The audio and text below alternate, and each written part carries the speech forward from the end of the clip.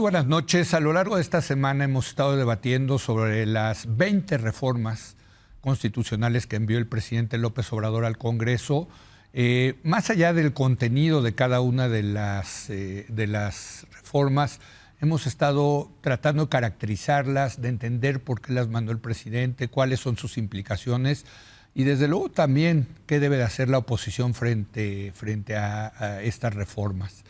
Hoy vamos a cerrar este debate con Luis de la Calle. Luis, muy buenas noches. ¿Cómo estás, Leo? Buenas noches. Vanessa Romero, muy buenas noches. ¿Qué tal? Muy buenas noches. Y esta noche nos acompaña Javier Aparicio, profesor investigador del CIDE. Javier, muy buenas noches. Leo, buenas noches. Buenas noches. Oye, antes de entrar al tema en general, sí quiero que nos des, creo que tú fuiste el que diste los datos de que si quitas los plurinominales, cómo queda la sobrerepresentación, ¿no? Claro. Porque es una de las reformas que está proponiendo el presidente, quitar los plurinominales, dejar 300 de distritos, y creo que te vi, fuiste tú, ¿no? En Twitter, sí. Ciro Murayama y yo tuitamos el dato. Sí. En 2018, sin plurinominales, Morena hubiera tenido 73% de la Cámara con 43% de votos nacionales.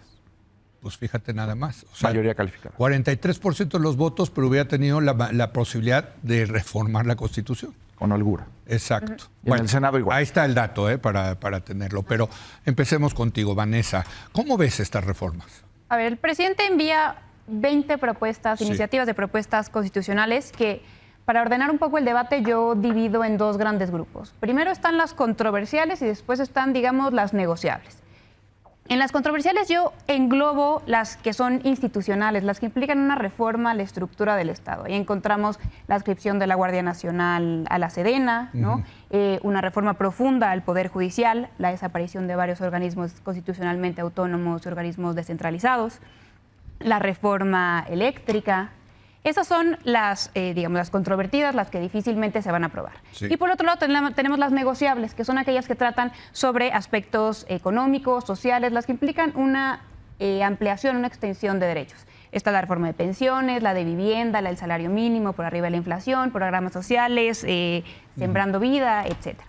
Entonces, yo creo que hacer esta distinción entre los dos tipos de reformas nos permite hacer análisis muy interesantes, pero sobre todo ver la jugada maestra que acaba de emplear el presidente López Obrador. Nos puede gustar o nos puede no gustar. Las reformas propuestas... Pero ¿por qué dices que es una Digo que es una jugada maestra, primero porque estamos porque nos tiene hablando de eso, ¿no? Claro. De nuevo... Se robó la agenda otra vez, ¿no? Correcto. Y segundo porque tiene a la oposición contra las cuerdas. Sobre todo, no con las propuestas controvertidas, sí, pero sí con las negociables, porque son propuestas de carácter económico, social, tan populares que no negociarlas o no aprobarlas sería para ellos un harakiri político. Yo lo que digo ahí es que le deben de doblar la apuesta y decir, ¿tú quieres gastar tanto en pensiones? No, vamos a gastar todavía más. Está bien, pero la cosa es que ¿Sí tienen me que entiendes? aceptar. La cosa es que tienen A ver, que ¿tú aceptar. quieres tronar las finanzas públicas? Adelante, vamos a tronar las finanzas públicas. La cosa es que, a ver, creo que tampoco tenemos políticos así descarados, no tanto como para tronar las finanzas No públicas tanto, de ese modo. No tanto como Pero- López Obrador. No, vaya, que yo creo que hemos criticado mucho, sobre Sí. todo la reforma de pensiones, cuando ya nos dio una forma de financiarla y no hemos visto una corrida financiera real que nos permita criticarla. Perdón, Sino no, está sí, generando fondos semilla.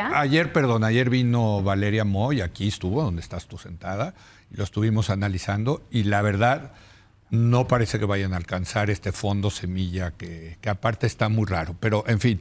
Vaya, O sea, sí están enseñando forma en la que se puede negociar y lo que digo es, sería muy difícil, al menos en términos políticos para la oposición, negarse a aceptar ese tipo de reformas en tiempos electorales. Por eso creo que es una jugada maestra por el tiempo en el que lo hace el presidente López Obrador. Muy bien, Luis. Porque sea maestra no quiere decir que sea correcta.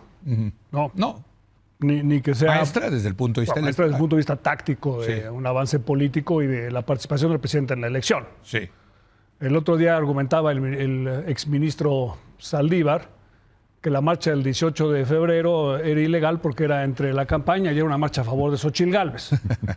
Bueno, si la marcha del 18 es ilegal, pues el anuncio del 5 de febrero es ilegal a la N, ¿no?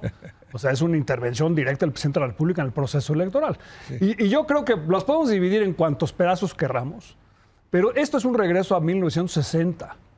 A ver. Y no lo digo yo, lo dice el presidente de la República. El presidente dijo, en materia eléctrica vamos a regresar a 1960. Y cuando ves el conjunto de las reformas importantes, estamos regresando a un sistema donde no tienes ningún contrapeso a los poderes del presidente de la República y le regresamos al presidente de la República poderes metaconstitucionales. Entonces los jóvenes, si no saben de historia, creo que deben aprender de ella porque deben estar muy preocupados. Porque si esto sucediera, o sea, hay una posibilidad obviamente que no pase, ¿no? Sí, sí. Pero ahora sabemos qué quiere decir la cuarta transformación.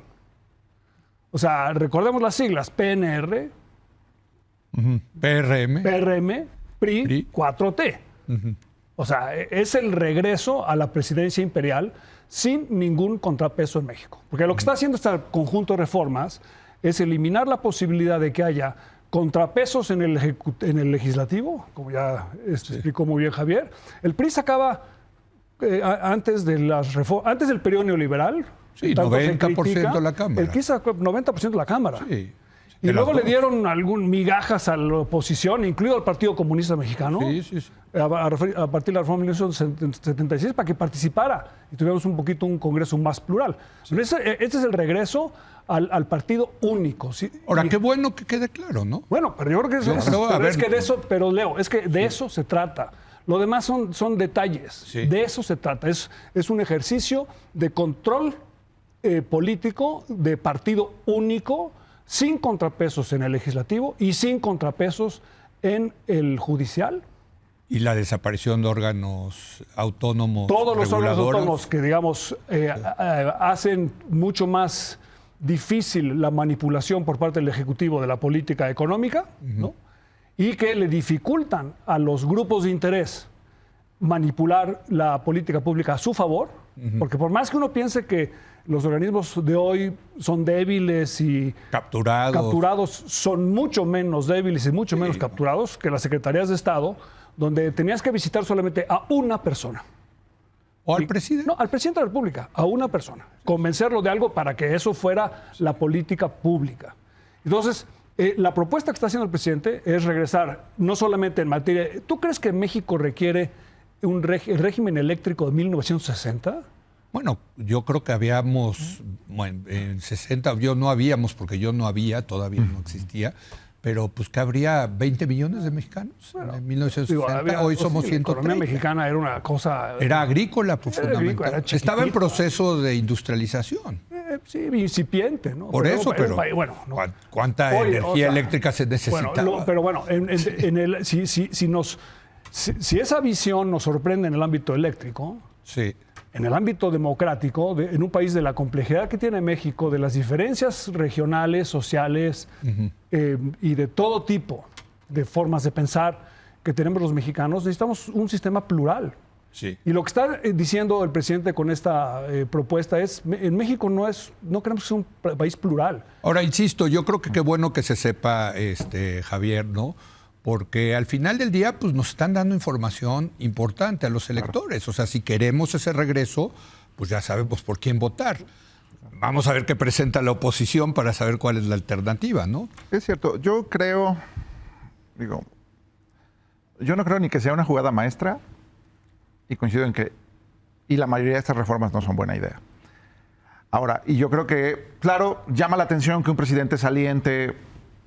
Sí. ¿No? El presidente 24 horas continuas no puede dejar de presentar sus iniciativas. La mitad se la podía haber dejado a la doctora Sheinbaum. No, todas. Sí. Quiere dejar su huella. Yo siento que el presidente quizá se dio cuenta que no había dejado suficiente huella en la Constitución, en parte porque no quiso negociar gran cosa con la oposición, y ahora en el último minuto dice, no, quiero dejar 20, todo lo que no me dio tiempo, pues por lo menos que me evalúen por mis intenciones. Bueno, ya veremos. Ya veremos si es jugada maestra o no, etcétera. ¿Qué riesgo, antes de entrar a la sustancia, cuál es el riesgo de la estrategia esta? Pues sí, que compromete a todos sus candidatos. La doctora Sheinbaum, que por un lado quiere hacer diálogo y decirnos que es la versión moderada de la 4T, y por otro lado el presidente le pone ahí una serie de propuestas radicales, que si tú quieres una candidatura con Morena, pues tienes que apoyarlas todas. Ya lo dijeron, ya las leyeron, en 24 horas ya las leyeron, ya las apoyan todas. Por cierto, Juan Ramón de la Fuente está haciendo estos diálogos con la sociedad Pues no sé ¿Cómo cómo para sean qué? compatibles con las reformas. Con todo el del menú. presidente. Pues, Ahora, ¿dónde está el riesgo que está tomando? A ver si la oposición tiene. ajá. Ver cómo hablar. Claro, son posicionamientos de políticas públicas claras sobre el tipo de régimen que sueña y aspira el presidente. ¿No? El país que él sueña es el México de los años 70 y 60. Sobre representación, facilitar el retorno a un partido hegemónico, las grandes industrias paraestatales, los compromisos de gasto público sin... ¿Qué tal que Ajá. le quieren que el Infonavit construya? Es que no sabes qué hacer eso. Sí. Tú Entonces, no bueno, te ahí tocó, a ti está. no te tocó, Vanessa. En la época dorada del Infonavit, el Infonavit construía. Y era un desastre. Bueno. Era un desastre. Y se ve la lucha Perdían. nacional Miguel Alemán, el Benito Juárez. Entonces, en la parte de los Tlatelolco, dulces- ¿cómo va a ser un desastre? Bueno, eso no lo siento. No, el Infonavit Eso- es eso a lo partir de hizo- los 70. Eso lo hizo Infonavit contratando No, una no, inmobiliaria. no. una inmobiliaria. El Infonavit lo creó el presidente Echeverría. si no mal recuerdo. Sí, pero quisiera concluir. Perdón. Entonces, en la parte de promesas de océanos de limonada, se están enfrentando compromisos de gasto que no sabemos cómo se podrían financiar. O sea, yo digo, un gobierno progresista, transformador de izquierda que no hace reforma fiscal, pues no le creo. Son Es que- promesas. Ahora, del otro lado, lo peligroso. Aquí se está ofreciendo un cambio de régimen. Es cierto, hay países con sistemas mayoritarios, hay países donde renuevas a la Suprema Corte con mayor facilidad, al estilo El Salvador. Sí. Pero eso que se está poniendo, dada en el contexto mexicano, dada la historia política de nuestro país, esas reformas son regresivas. En primer lugar, la del Poder Judicial. En segundo lugar, la del sistema electoral del Congreso. Y podría en tercer lugar, sí, la de los órganos autónomos, que parecen triviales o no, pero sabemos que este gobierno tiene una incomodidad con la rendición de cuentas y con la transparencia. Y ahora quieren que los órganos internos de control sean el fruto de la transparencia. Ahora, Vanessa, tú que simpatizas con la 4T, ¿te gustan? O sea, esto que están diciendo Luis, que está diciendo Javier, que creo que es indudable, ¿no? ¿A ti te parece que sí es lo que necesita el país? A ver, yo creo que hay dos tipos de reformas, las que son muy mala idea y las que son buena idea. Yo no Ok. meto a todas las 20 reformas en una misma canasta. Sí creo que hay que ser justos con algunas. Por Ok. ejemplo, esta afirmación de que las reformas invitan a una exacerbación del presidencialismo, yo no creo que sea cierto en todos los aspectos. Yo no estoy de acuerdo con el tema tampoco de los plurinominales, por ejemplo. Creo que Eso no. Por cierto, te agrego a la larga lista de gente simpatizante o militante de la 4T que no está de acuerdo con la desaparición de los... Correcto, No he correcto. conocido a uno que esté Correcto, y así dispuesto no a venía, y así no defenderlo. venía la reforma Sí, sí, electoral sí. inicial. Pero bueno, Sí. también se afirma eso por la desaparición de órganos constitucionalmente autónomos y por la reforma judicial. En cuanto a los órganos constitucionalmente autónomos, se están desapareciendo 7 órganos. 3 son órganos autónomos y 4 son órganos descentralizados. Y no deberíamos meter en la misma canasta todos los análisis. Por ejemplo, el Coneval. El Coneval es un órgano hoy descentralizado y está proponiendo mandarlo al INEGI, que sí es autónomo. Entonces le está proponiendo dar más Esa es la que autonomía menos. al Coneval. Entonces yo creo que hay que analizar todo con cuidado. Por ejemplo, el tema del Poder Judicial, que piensan que es autoritario. Pero ¿no? a ti, En por realidad ejemplo, es tú que has dicho que tampoco te gusta la a mí- elección de los ministros. A mí no me gusta la elección directa de cualquier persona que no cumpla con ciertos requisitos, porque sí coincido que tiene que existir alguna expertise, cierta honorabilidad, cierta experiencia para ser ministro. Hay cosas que me gustan y hay cosas que no me gustan de esta reforma judicial, pero lo que sí es que hay que reconocer que con ella el presidente se está privando de una facultad constitucional que hoy tiene. Miremos nada más cómo sucedió la designación de la ministra Lenia Batres, que fue, envió una terna, el Senado no la aprobó, envió otra terna, el Senado no la aprobó, entonces el presidente terminó decidiendo unilateralmente quién iba a ser ministro. Entonces el presidente hoy con esta reforma se quita una facultad exclusiva del presidente y la reparte con los otros 2 poderes. 10 los designará el presidente, 10 pues serán del legislativo y 10 del Poder Judicial. Entonces no es cierto que siempre se exacerbe la facultad presidencial con estas reformas No lo ves constitucionales. No lo veo en todos los casos. Pues ahí está. Bueno, yo habría que analizarlas, pero yo tengo una visión distinta. Eso tiene como propósito la centralización del poder. En materia de los órganos autónomos, yo di testimonio 3 veces en la Cámara, 2 en la Cámara de Diputados y 1 en la Cámara de Senadores, en contra de que fueran autónomos. Hay muchas razones para que así sean. Y podríamos a lo mejor discutir con el... En contra. En contra. Yo creo que la autonomía no es necesaria. Lo que necesitas es que sean independientes. ¿No? La constitucionalmente autónomos es una anomalía mexicana. O sea, porque quiere decir que estás fuera de la división de poderes. Sí. Y les das facultades que pueden ser excesivas, ¿no? Pero el INE, por ejemplo, sí debe. Yo creo que deben ser autónomos el INE, el Banco de México y nada más. Quizá, y la Comisión de Derechos Humanos y nada La más. verdadera. La verdadera. Pero el problema no es ese, Leo. Ajá. El problema es que aquí tenemos un presidente que en los últimos 5 años ha sido muy destructor de instituciones. O sea, no es que la burra sea arisca, ¿no? Sino que pues aprende, ¿no? O sea, si tuviéramos un presidente que hubiera construido, mejorado instituciones, bueno, podemos tener una discusión con Presidencia de la República sobre cómo se puede mejorar COFES y cómo se puede mejorar el Instituto Federal de Telecomunicaciones y otras. Pero ese no es el objetivo. El objetivo es que estos órganos no tengan independencia y que no puedan evaluar la congruencia de las políticas públicas con los objetivos para los que están ellas hechos y el actuar de los privados sin que opine el Ejecutivo. Este presidente, como muchos otros que hemos tenido en el pasado en México, quieren ellos tomar absolutamente todas las decisiones. Tenemos un presidente, por ejemplo, que decidió cómo deben ser las etiquetas de los alimentos. O sea, las etiquetas negras que vemos ahora cuando vas al súper... Que por cierto no sirven de nada. No sirven de nada porque le pusieron a todos los productos. Todas son lo mismo. Etiquetas. Todas son entonces, eso se decidió en Palacio Nacional. En lugar de dejar que hubiera un órgano técnico que decida sobre esas cosas. En materia de competencia, en materia de sanidad animal, en materia de telecomunicaciones, en materia de cómo se reparte el espacio aéreo, necesitas gente técnica que tome esas decisiones con base a una serie de principios, pero para eso se requiere cierto nivel de independencia. Y la propuesta que se está haciendo es que esos órganos regresen a las secretarías de Estado y le reporten al secretario. Bueno, en ese momento se acaba la independencia. Entonces yo contra eso estoy totalmente en contra, porque un país moderno como México debe ser un país que tenga instituciones sólidas. Es increíble que un presidente de izquierda esté por minimizar el papel del Estado y entregarle la rectoría del Estado a una persona. No, yo no estoy de acuerdo, porque yo creo que este paquete de reformas también te habla de un presidente estatista. Estatista en el siguiente, pero en otro sentido. Rectoría del Estado. O sea, es estatista en el sentido de que el presidente piensa, lo dijo hoy en la mañana, que el interés público está siempre por encima del interés privado. Sí. Bueno, no, señor presidente. Tenemos una constitución que es pro hombre. Y liberal, pro hombre quiere decir que está a favor de los derechos de las personas.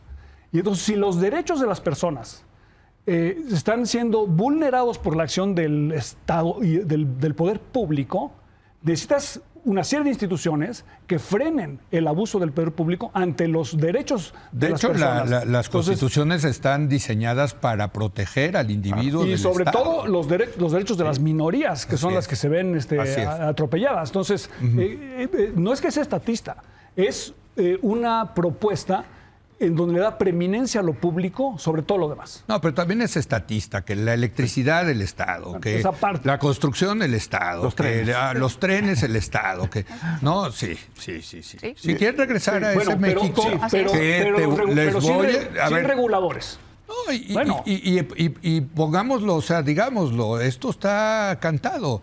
Eso nos va a costar muchísimo dinero, muchísimo. A ver, lo de Mexicana de Aviación ya nos está costando millones de pesos. La ocurrencia de que el Estado tenga su línea aérea. Javier. Sí, nada más. Yo quiero regresar a lo importante. Para mí, de nuevo, lo importante de esa reforma, la kriptonita que hay, es la reforma al Poder Judicial y al sistema electoral. Hay otras cosas.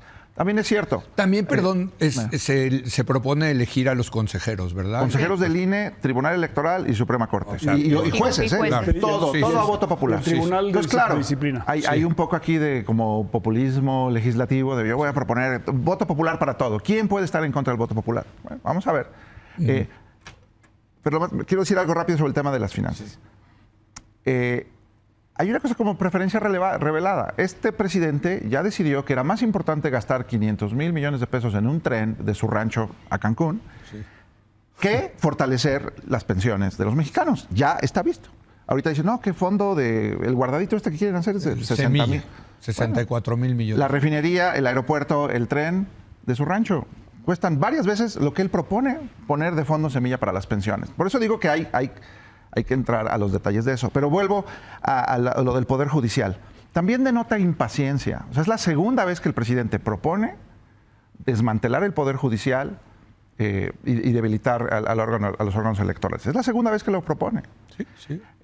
Ahora, hay impaciencia, porque como ya se discutió en esta mesa en otras ocasiones con Ana Laura Magaloni, en octubre, si Sheinbaum es presidenta, en octubre Sheinbaum puede poner a otra Yasmín, a otra Lenia, y se acaba el control de constitucionalidad en México. Sí, si porque tiene ya mayoría legislativa. No Sería tiene la mayoría, cuarta. con 4. Con 4, Sí. y ya no hay acciones de inconstitucionalidad. Eso está. Sí. Es una cuestión de tiempo. Sí. Pero no, el presidente quiere de todos modos una corte, todos nuevos, consejeros nuevos, magistrados nuevos, el borrón y cuenta nueva.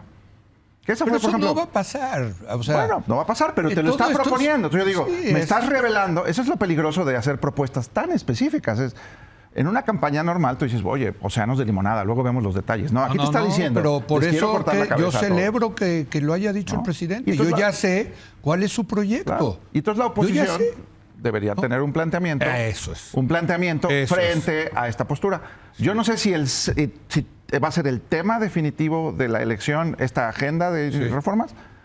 Pero bueno, es algo que se le tiene que contestar. Si el presidente está proponiendo centralización del poder, un gobierno unipersonal, sobre representación legislativa, reformas regresivas, desde el punto de vista de la democracia mexicana, estas son reformas regresivas en la inclusividad, la representatividad del sistema político. ¿Eso quiere el presidente? Bueno, la oposición debería no solo decir no estoy de acuerdo, nos tiene que explicar por qué no está de acuerdo y cuál sería ese país alternativo Totalmente. que ellos prometen. A ver, A ver. vamos a lo de la oposición, si les parece, A ver, Vanessa. Sí. Por ese lado, lo que yo creo que está buscando López Obrador con esas 20 reformas es dar el cincelazo final a esa gran escultura que hizo durante los últimos 6 años en México. Es dar los toques finales a lo que él considera como su visión de Estado.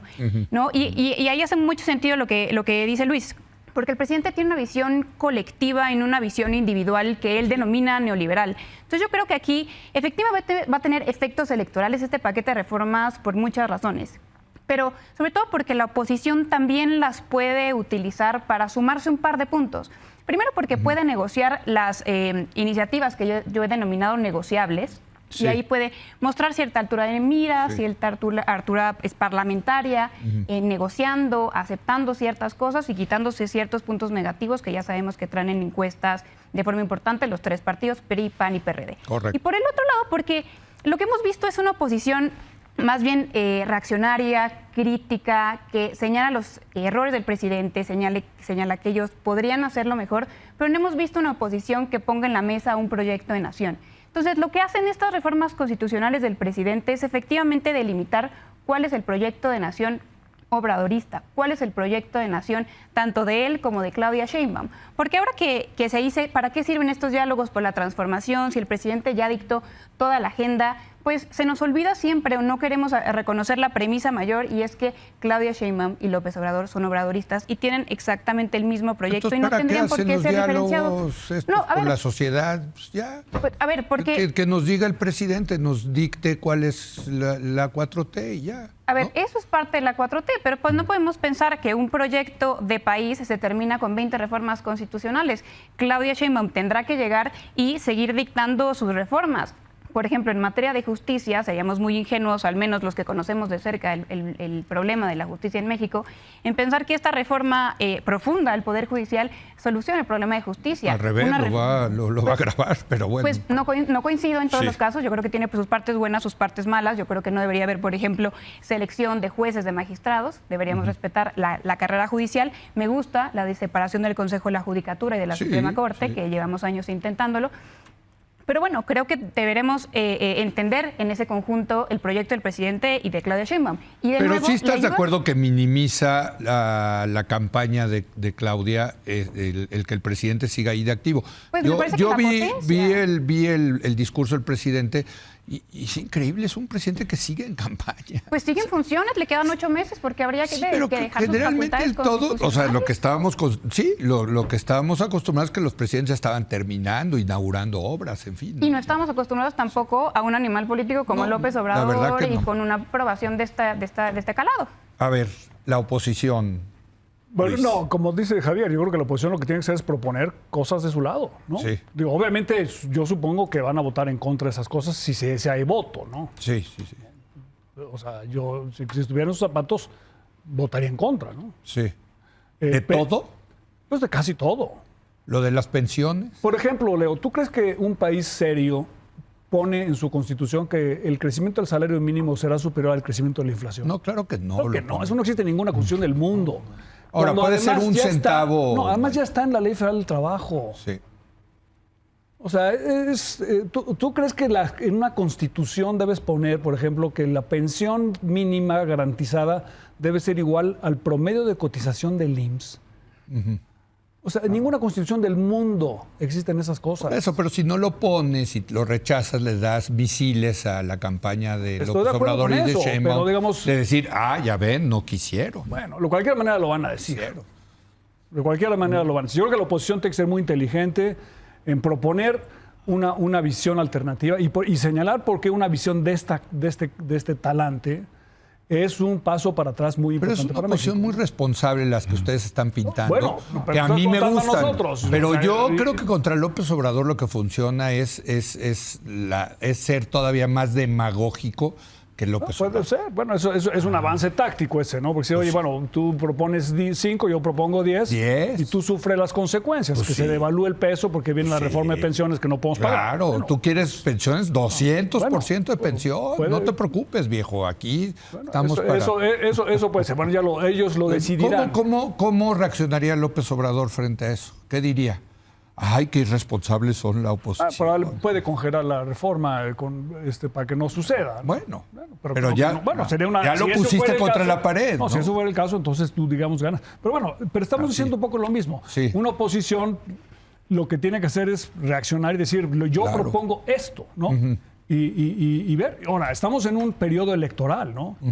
O sea, si el presidente hubiera querido estas reformas, las podría haber propuesto desde el primer día, ¿no?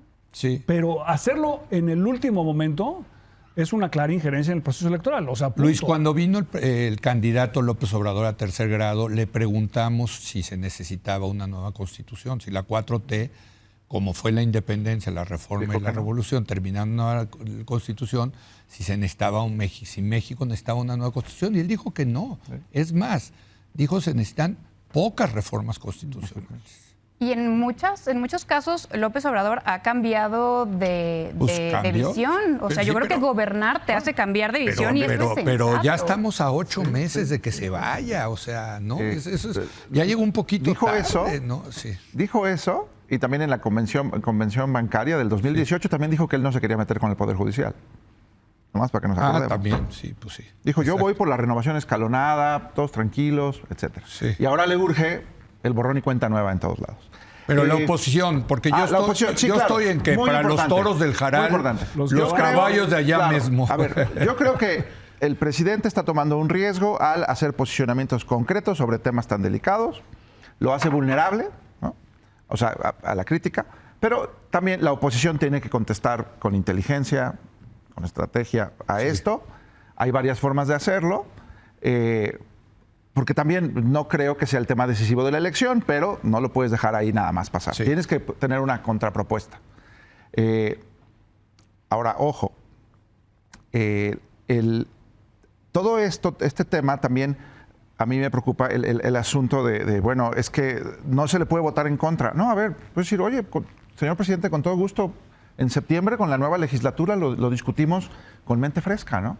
O sea, no, por ejemplo, está lo que tú dices de subir la apuesta. Subir la Pero apuesta. también son 20 temas. Y hay otros temas que la oposición podría poner en la mesa, otras cosas que Obrador no quiere. Entonces, por ejemplo, Claro, a mí claro. a mí a lo mejor no me espantarían los dulces de la lista, de la Sí. Carta de los Reyes.